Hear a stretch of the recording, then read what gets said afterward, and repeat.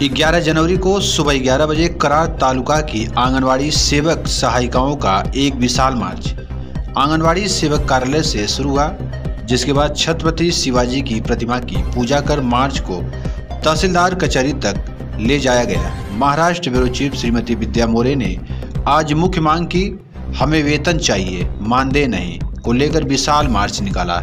आइए देखते हैं पूरी रिपोर्ट।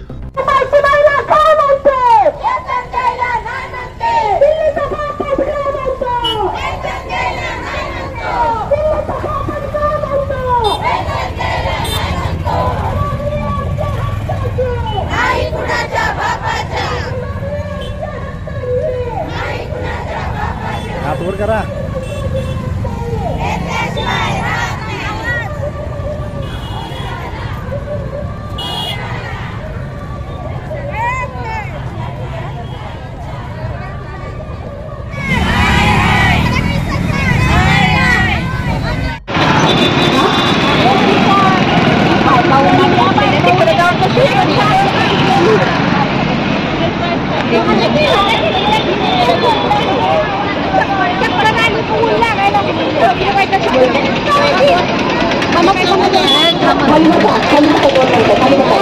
तरी बेमुदत पासून सुद्धा आमची आज शासनानं आज अखेर दखल घेतलेली नाही किंवा आम्हाला चर्चेसाठी वेळ दिलेला नाही।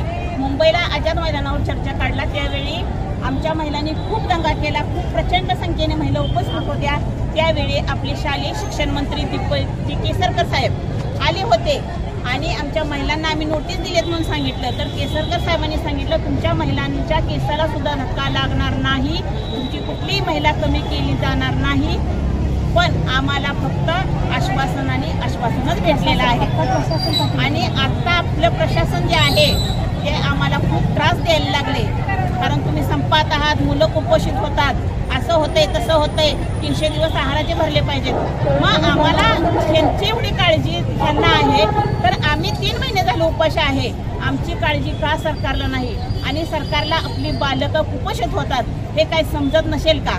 सरकार बालकांच्यासाठी विविध योजना राबवते, मग शासनाला अंगणवाडी सेविकांचा संप त्यांच्या मागण्यांचा विचार करून संप मागे घ्यायला लावता येत नाही का? आम्ही काय संपात राहावं अशी आमची।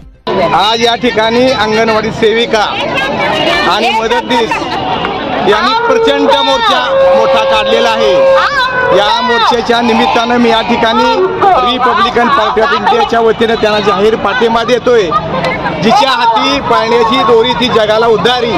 आज आमच्या या कार्यकर्ते आहेत, सावित्रीबाई फुलेंनी यांना शिक्षणाचा अधिकार दिला आणि आज ह्या आमच्या महिला विमान चालवतात, रेल्वे चालवतात आणि आज या ठिकाणी प्राध्यापकाला 2-2 लाख पगार आहे।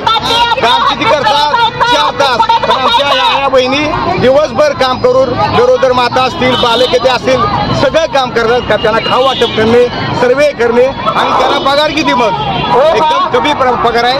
शासनाने त्यांना मानधन न देता त्यांना वेतन द्यावं आणि मी या ठिकाणी पक्षाच्या वतीने पुन्हा एकदा या सर्वांना या मोर्चाला पाठिंबा देतो। धन्यवाद।